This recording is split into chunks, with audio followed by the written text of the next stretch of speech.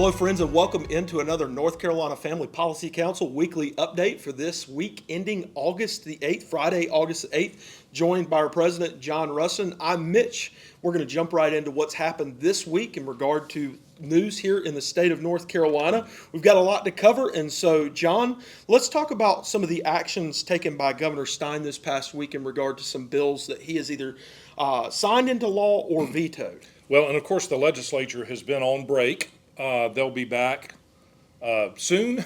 Yes. But they've been on break, and so there were some bills that they took action on, one of which was a mini budget. Yes. That were items that the House and Senate agreed upon, sort of from a base level standpoint, that they agreed upon when they compared both the House and Senate versions of the budget. The total cost or price tag on the mini budget was about $1 billion. Out of the state budget now is in the range of $32 billion. Yes, and growing. So this was a portion. It was items that the House and Senate agreed upon, but the governor did sign the mini budget. He's not happy with it. Right. But he goes on to say a few things. We won't jump into all of that, but I think the important thing to know, and I feel like we say this over and over again, John, but I think it's worth saying as much as we possibly can. There's no fear or threat of the government of North Carolina shutting down. Correct. We run on a recurring budget, and all of the budget from 2023 is still in the works except for non-recurring budgetary issue or items. Right. So mini budget HB 125 he signed. He, however, did veto HB 87, the Education Choice for Children Act. And if you remember from our last update video, this is a bill that would allow federal guidance and the state to comply with federal guidance on SGOs, these scholarship granting organizations, and a tax credit to people who contributed to those up to $1,700. Right. So Yep. he vetoed this bill. He said a few things about it. John, what do we need to know about his veto, his action on this bill? Well, it was interesting. Of course, the federal tax credit bill authorized for this was passed in the One Big Beautiful Bill by our U.S. Congress in D.C., and then states could opt in to it. And so the legislature passed this bill to opt North Carolina into it. Now, in some states, the governor would be the authority that opts in or decides not to opt in, and I guess the legislature in states where the governor decides not to opt in, the legislature could do that, and then they could battle it out and see how that might happen. But North Carolina was one of the first states, our state legislature was one of the first state legislatures to take action to opt the state into this. The governor apparently disagreed with that, said that the federal government has not provided guidance yet to basically outline what this program is really going to look like. And so he was going to wait and see what the guidance looked like, and then kind of made an overture that he would likely opt the state in at that point. Yes. But I guess he felt that maybe the legislature in North Carolina was jumping the gun a bit. He didn't necessarily say it that way, but that's kind of the message that was sent. And so this bill has returned back to the General Assembly since the governor vetoed it. It's a House bill, so it will be presumably placed on the House calendar for upcoming days when the legislature is back in session, along with a number of other vetoes that the House has yet to take action on to override the governor's veto or to attempt to override. So, well, I certainly agree with the governor that school choice is good for students Absolutely. and parents. So thank you, Governor, for saying that in your statement on the veto of the ECCA. John, you said in our show prep for today, you said that there are 7 bills that are currently on the House calendar that are awaiting an override vote. Right. So we won't go into all of those, but there are several lined up for them, and they're awaiting, once again, math to make sure that they have the votes necessary, that 60% threshold, in order to override the governor's veto. To date, I think it's just interesting to note that Governor Stein has vetoed 15 bills by the legislature. The legislature has successfully overridden, meaning the veto override votes have taken place in both the House and the Senate on 8 of those bills. Wow. And so there's 7 of those 15 bills that have been vetoed remaining. Some of those, it would just require a veto override in the House because the Yes. Senate has already taken action on them. The bill that we just mentioned on the federal education tax credit has not, a veto override vote has not yet taken place in either chamber. So again, that would initiate a veto override in the House because it's a House bill. And if the House is able to override the veto on that, then it would go over to the Senate for their consideration. One of the last things that the legislature did 2 weeks ago before they left for a little bit was they passed something known as an adjournment resolution. And what this, an adjournment, Kind of, sort of. bunny ears there, on this document that they both agreed upon, in which they will set up a session, if you will, every month through April. Right. More details on that in just a second. For a couple or few, 1, 2, 3 days every month, whether those days are skeletal, which basically means that someone comes in, gavels in, they pray, Just a they say procedural thingy. so they can say they were in. Or there may actually be votes in that session. We've poured through the document, looked at what that is set up to do. John, what does this look like based on your historical experience of these types of documents? That means he's been here a long time, which is code for something else. But I won't say that because he'll beat me up. What do we need to know about this document moving forward?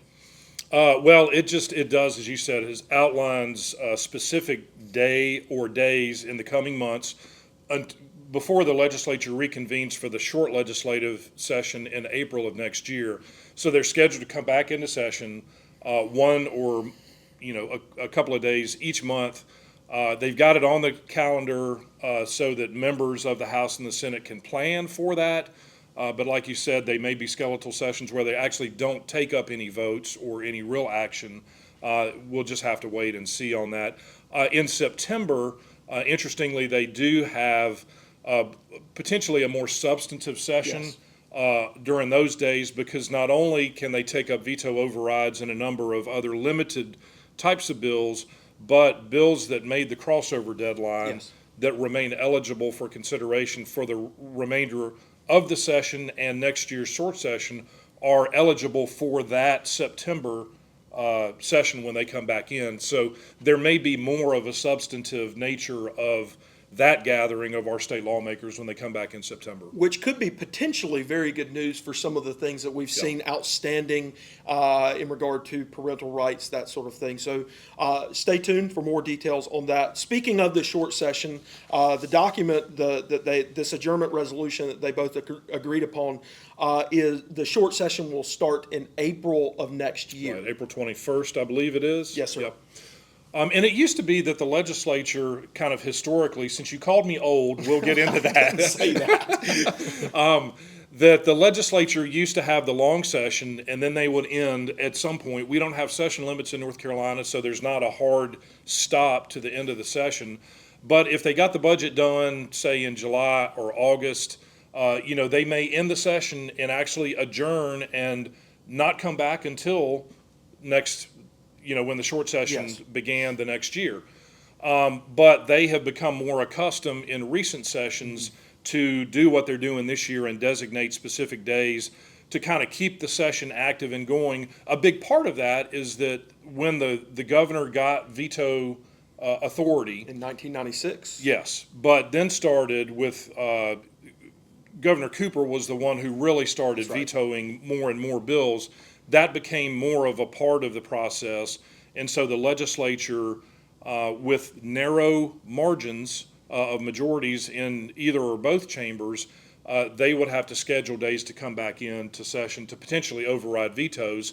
And in the House, where the Republicans are one seat short of a veto-proof supermajority, they have to work to not only make sure that all their members are back in town, the 71 Republican members of the House, but they've also got to try to pull over at least one Democrat to vote with them in order to have the 72 votes needed. Functioning supermajority. Yes, to override. So there are these factors that play into that and that are important as you say, math is important. Counting up votes to see if they've got the votes to override. So the lawmakers know which days they potentially are going to be called back into session, and we will see how this proceeds in the coming months. One other date of note, not directly related to the adjournment resolution, not directly related to the short session for next year, but just to mark on your calendar, is March the 3rd of 2026, which is when the North Carolina primary will take place, Tuesday, March the 3rd. And so just a heads up on that as we move forward. Last thing today, John, that we'll talk about is our 2025 legislative votes report. Right. This is something we've done historically to make sure that you know how people have voted on key votes vital to North Carolina families, including yours. So, John, what do we need to know about this votes report? Well, the votes report are specific recorded votes that are taken in either the House or the Senate, again, so that you all know how your legislators are voting on issues. You know, did they run for office and say, I'm going to support this or I'm going to oppose this, and then they vote consistently with that, or they don't, or you just care about these kinds of issues and you want to hold them accountable. Yes, sir. And communicate your interest to them. All of that's important. So we have seen the legislature take action this year on important issues related to parental rights, to gender issues, social media for minors, and restrictions on minors' ability to access and have social media accounts. Of course, a number of bills that move forward regarding cell phones in schools. Also, the potential legalization or criminalization of hemp-derived consumable products. We've said that a few times. We have. And so there are lots of bills. Some of these have been ratified and either signed by the governor or enacted over the governor's veto. Some of these bills may have just received a vote in either the House or the Senate. But nonetheless, these are important issues, important votes on important matters. And so we want to make sure that you have the information that you need to know how your lawmakers are voting while they are in office. And so that's the purpose of the votes report, and we will be letting you know as soon as that's available. So even though votes on the state cookie are really important, those won't be in the voter guide?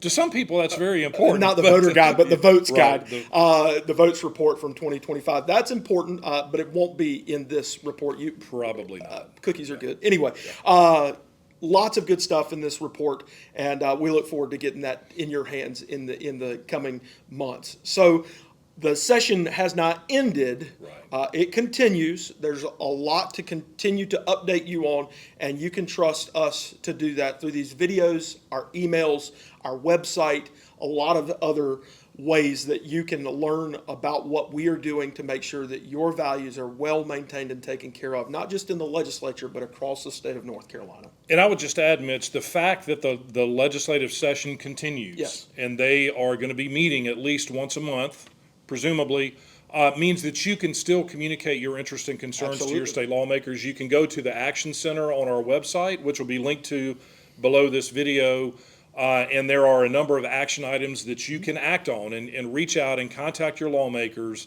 about important issues that are still pending before the General Assembly, because they can come back in and take action on these things, and they need to hear from you. They want to hear from you most of the times. And even if they don't want to hear from you, you need to communicate your interest to them so that they know where you stand. So again, go to the Action Center. If you haven't taken action on those items, take action. Even if you have, it's certainly a good time right now to contact your lawmakers again to, again, express your interest and concerns about these important issues that they're considering. There's still time. Absolutely. Well, thank you for watching this week's weekly update video on what's happening here in the state of North Carolina. For the seasoned John Rustin, I'm Mitch, and the rest of our team here in North Carolina. God bless you, and thank you for watching our video.